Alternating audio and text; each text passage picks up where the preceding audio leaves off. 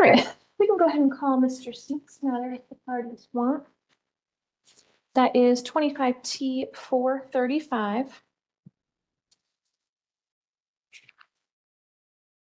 Mr. Smith appears before the court pro se, meaning without an attorney. The last time that we were present, Mr. Smith had sought to relieve court-appointed counsel of her services and did not request new court-appointed counsel, thereby electing to proceed pro se.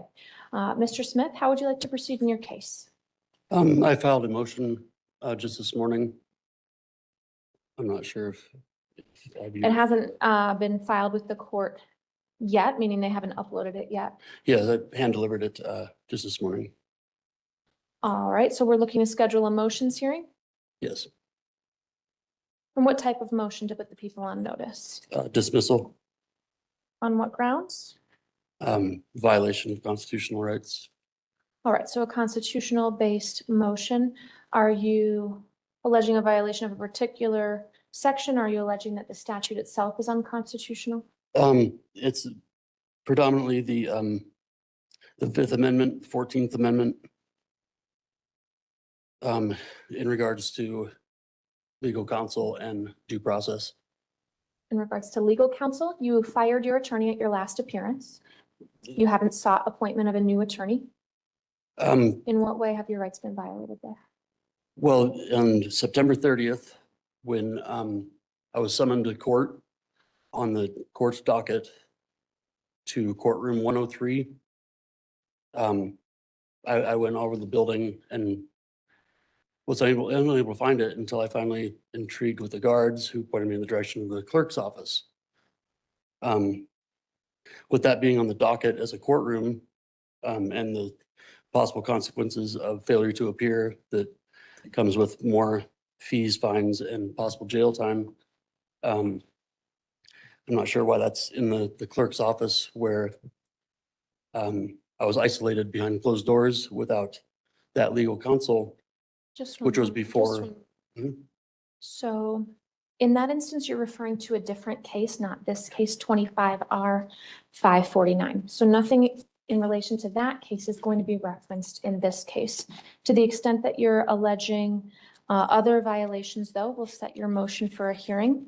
Keep in mind that motions deemed to be groundless, frivolous, vexatious, or otherwise contrary to law will not be heard. But I don't have a copy of the motion at this point, so I can't make that determination. We'll set it for a hearing on motions to the extent that any of it relates to this case, not some other case. And let's get a date. Your Honor, I do have paperwork that does say that that is for the 2025R 000549. Right, that's a separate case. This is 25T435. Okay. Infraction cases operate under a separate set of rules, and those do get heard for first appearance at the court clerk's office. The case that you're before the court on in this courtroom right now is that 25T435. If you're planning to represent yourself, you'd probably want to know which of your many cases is actually being heard by the court.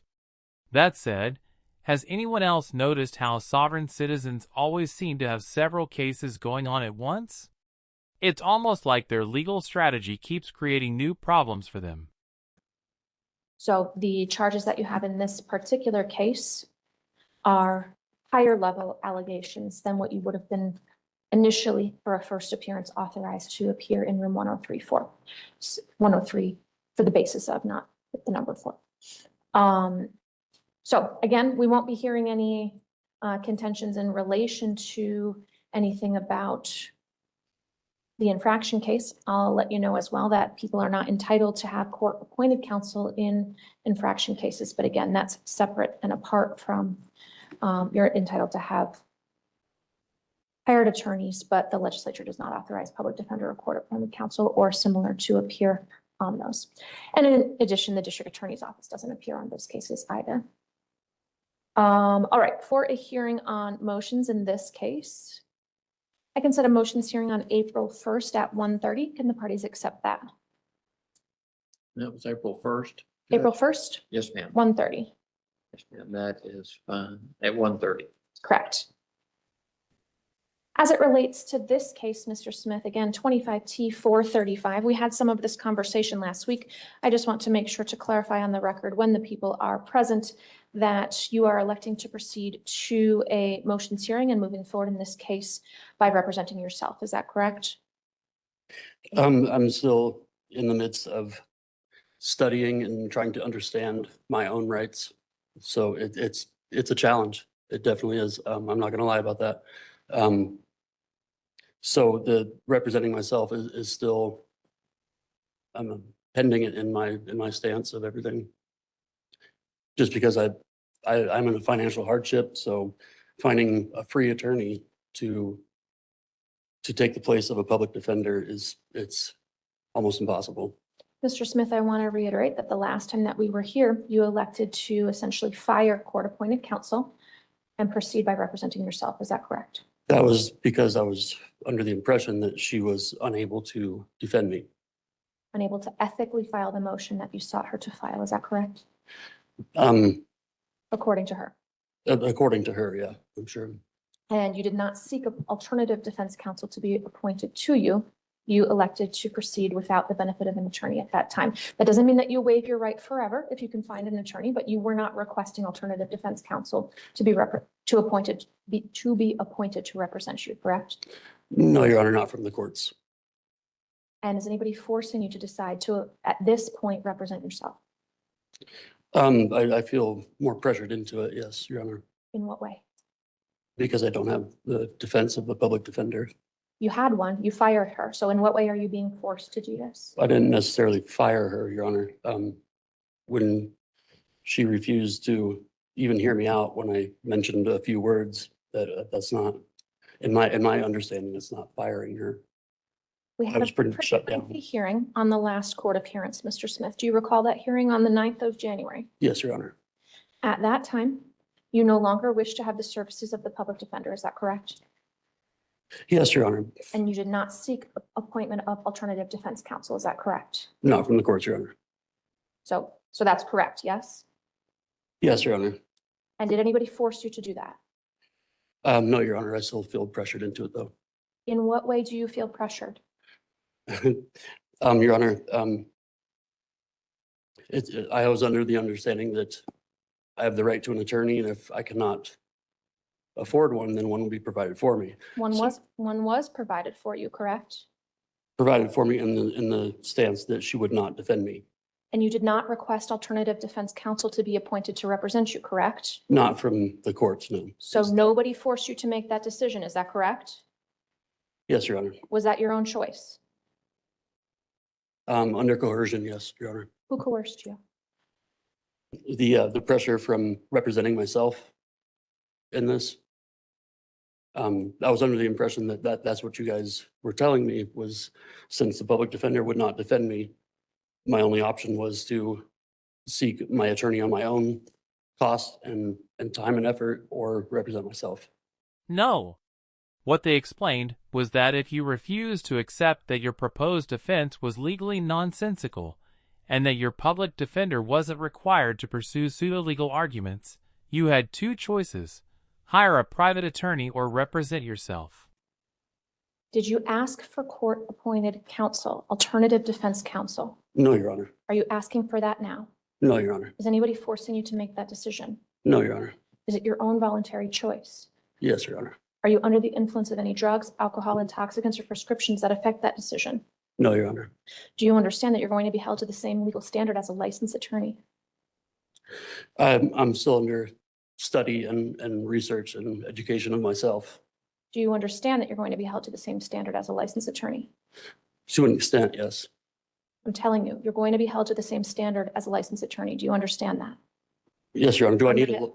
I'm not asking if you understand all of the things that licensed attorneys have had to go through in order to be licensed. I'm asking you whether or not you understand that the standard that you will be held to is that of an attorney. I understand that part, Your Honor. I just don't understand the standards that they are functioning and operating by. And nonetheless, you're not asking for alternative defense counsel to represent you. Is that correct? Not from the courts, Your Honor. I have trust issues now. All right. So you are not seeking to have an attorney represent you, someone who has been trained in this field and is licensed to practice law in the state of Colorado, On correct? on my own accord and effort and time, I am seeking, so, And you retain that right always, but you're not asking the court to appoint someone else no, Your for Honor. you. Is that correct? Yes, Your Honor. And do you understand that the top charge against you is failure to display proof of insurance, which is a class 1 traffic offense? You could be sentenced to up to 1 year in the county jail if convicted, or you could receive a fine of up to $1,000 or both, and that one is a 4-point offense. Do you understand that? Yes, Your Honor. And nonetheless, you're seeking to move forward, at least at this point, without an attorney to represent you. At this point, yes, Your Honor. I'm still seeking on my own accord. But you have filed a motion and you're asking the court to set a motions hearing and you don't have an attorney. So I want to make sure that you are validly waiving your right to counsel before I set this hearing. I'm under the impression that you're telling me that I still have the right to seek an attorney on my own. You do, but by filing this motion and asking for the hearing to be set when you don't have an attorney, then we need to talk about the waiver. It's not binding. You can change your mind. You can hire an attorney. However, at this point, asking to move forward without the benefit of an attorney and asking you to set court time aside for a motions hearing does require a waiver of counsel if that is how you want to proceed. I was not under that understanding at all. No one's here to advocate me as far as legal representation to, So what would you like to do, Mr. Smith? I'd like to move forward with the motion. You want to move forward with the motion? Yes, Your Honor. Despite not having counsel? Yes, Your Honor. And again, just to confirm, is anybody forcing you to do that? No, Your Honor. And you understand the rights that you have. You were appointed an attorney, you relieved that attorney of her services, and you did not request new court-appointed counsel, correct? To an extent, yes. To what extent? That's a yes. or no. To my understanding that the public defender denied me, I didn't deny her. Wrong again. The public defender said she wasn't comfortable pursuing the so-called right to travel defense. That means she might have needed to withdraw so you could find an attorney who was willing to pursue that particular strategy. It's not her fault that you refused to accept reality. She is no longer representing you, and you have not requested new I do counsel understand from that, the Your Honor. court, correct? I do understand that, but I was not the one to initiate the denial. And you did not request new counsel, which you Correct. could have, correct? I'm seeking on my own accord, Your Honor. All right. I do find a knowing, voluntary, and intelligent waiver of counsel. Certainly, Mr. Smith understands the rights that he has to be represented by an attorney. He was appointed an attorney. He did not ask for a new attorney when the services of the public defender were terminated. You retain the right to hire an attorney at your own expense and on your own behalf if you wish, or seek alternative defense counsel. You are not doing so. So at this point, I do find that knowing, voluntary, and intelligent waiver of counsel. We'll schedule a motions hearing on your motion on April 1st at 1:30. Keep in mind that the court cannot accept a letter from someone who is not here to testify or something similar. So if you're seeking to utilize the subpoena power of the state to obtain the appearance at trial of a witness who you may wish to have testify on your behalf, then you can go down to the court clerk's office and have subpoenas issued. And I believe that we already discussed how to get discovery. Is that correct? Yes, Your Honor, I was provided that. All right. So I'll note Mr. Smith believes that he has been provided discovery. I would encourage you, you're not required to speak with the district attorney about the facts of the case, but if you periodically want to inquire of their office whether or not any additional discovery has been provided in your case to make sure that there's that free flow of information, I would encourage you to do so. Anything further for Mr. Smith at this time? Not from the people, Judge. And Mr. Smith, is there anything further at this time? No, Your Honor. All right, so we're going to set that motions hearing as I've stated, and I'll encourage you to be prepared to proceed to the motions hearing. Anything further? No, Your Honor. Anything further, Mr. No, Smith? Your Honor. All right, and I just want to remind you that any allegations brought up in the motion that you filed in 25T 435 that relate to the infraction case, which was that 25R 549, any of those issues will not be heard. Any rights that you may have from that case are separate and apart from anything in relation to this case. All right, we'll see you on April 1st. Thank you, Your Honor. All right, that's the end of that hearing. He has another appearance and a jury trial coming up within the next few months, so stay tuned for those updates. Now we're heading over to Indiana, where we have another sovereign citizen, a living man, who somehow managed to reach adulthood while apparently possessing the IQ of used toilet paper. Indiana versus Bo Matlin. Yes, sir. 2602 CM 250. It is separate initial hearing. This is a recall, Your Honor. Sorry about that.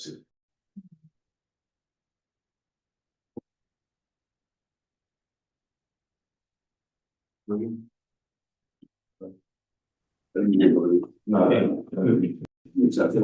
It's about your rights. I know my rights. I don't need an attorney. Thank you. Right, Ms. Matlin, you were here today for an initial hearing. Tender to the court is, has been filed, notice living man, declaration of status, those are signed by you and have been entered. There's also an affidavit of truth that is unsigned. And so anyway, we're here for an initial hearing and to make sure that you understand your charges. What is your date of birth? I do not understand. I am here on a special appearance of Thomas Maitland in all caps letters on a special appearance of the case number of 46D04-2602-CM-0250. Correct, but I need to tell you what you're charged with in this case. So first of all, how old are you? I'm 29. All right, and what's your birthday? You guys should already know that, correct, or no? No, I don't. I don't know what your I don't birthday is. understand. I don't understand. I just need you to tell me, Here's the court. problem. If we don't know who you are, there'll be a warrant issued for your arrest. So we're trying to get past that level. Okay. Okay, so state, Then you didn't get these papers. I'm gonna give them to you. okay, so let's back up. My job is to make sure you understand what you're charged with. I have what you filed, and that's made a matter of record. What is your date of birth? Well, you know what? Let me see here. I'm. Okay, hold on. I do have it. Is your birth date 9/6 and you're 29 years old? Is that correct? That is my living man. Yes, that's when I was born, but not this all caps name that's on the docket that you sent me papers for. Okay, yeah, so Special your appearance. correct name is, I had that right here too.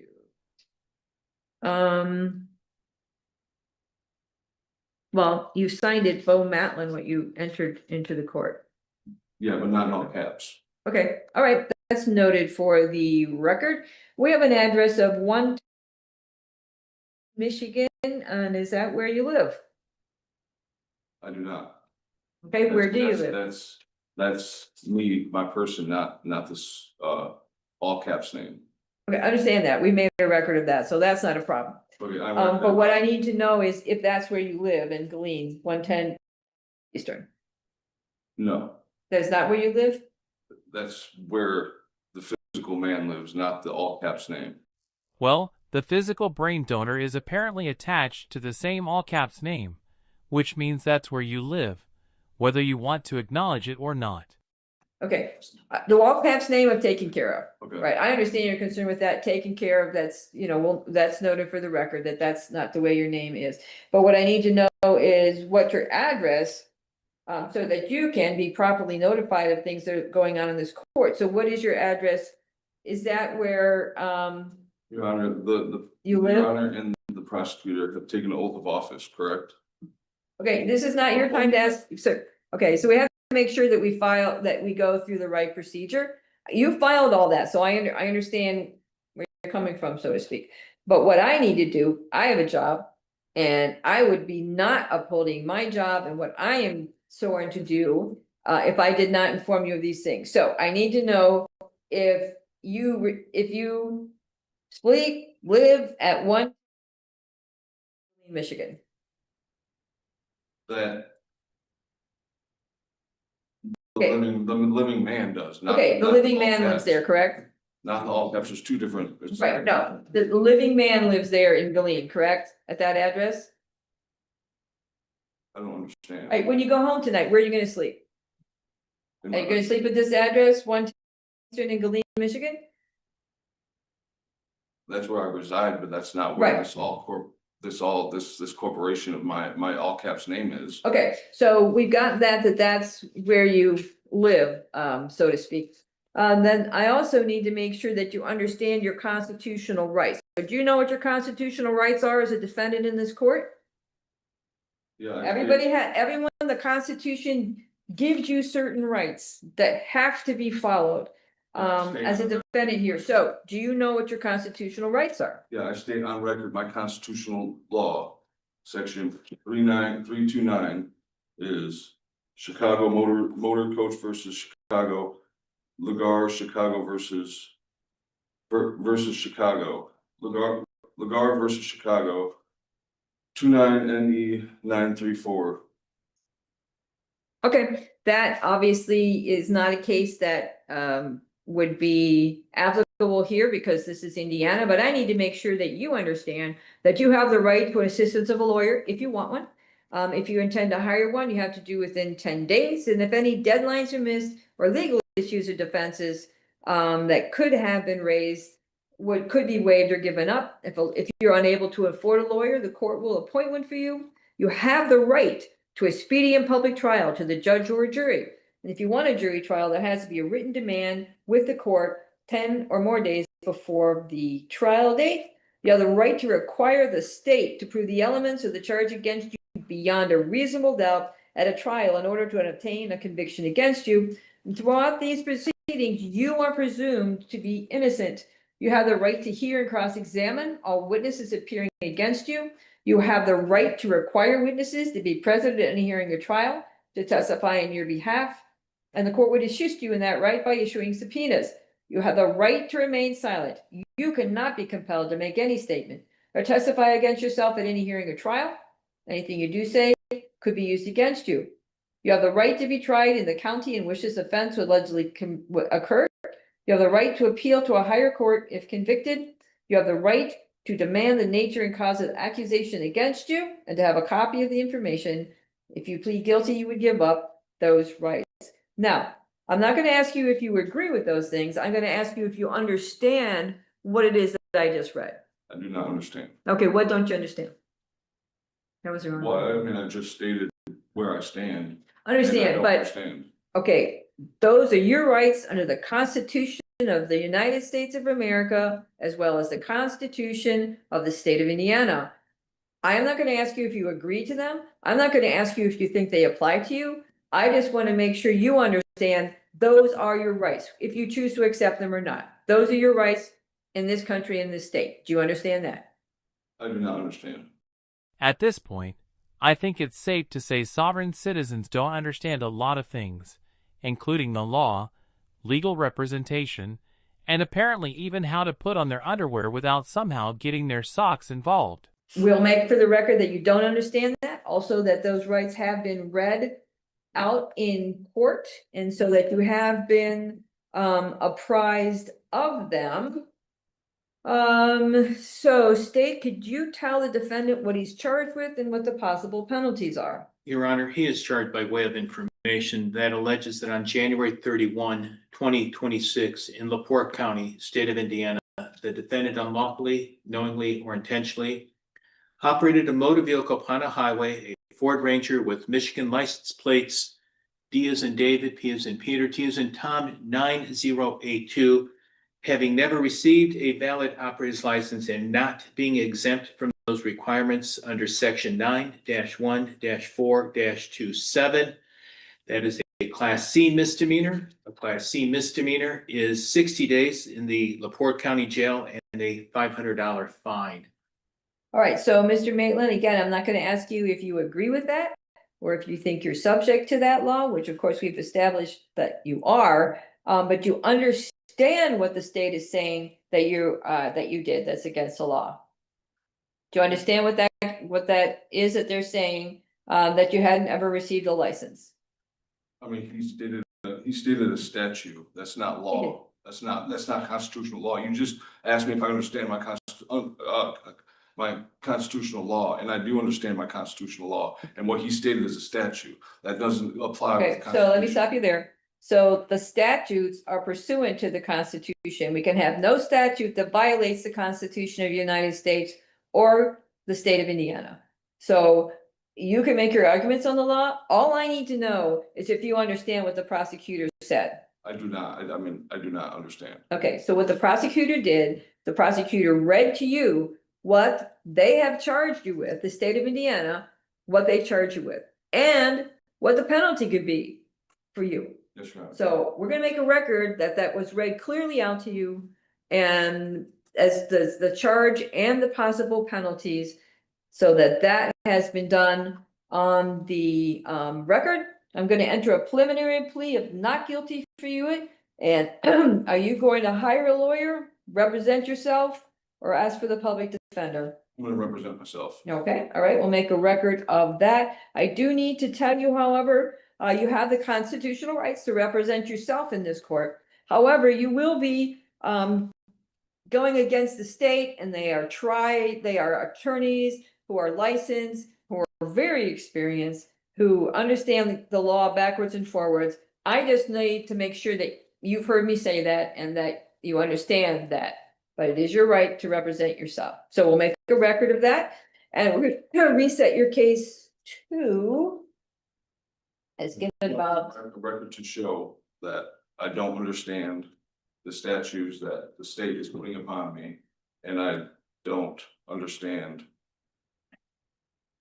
where the constitutional law is coming from, because I'm stating the constitutional law, and you swore under an oath of office, and so did the prosecutor.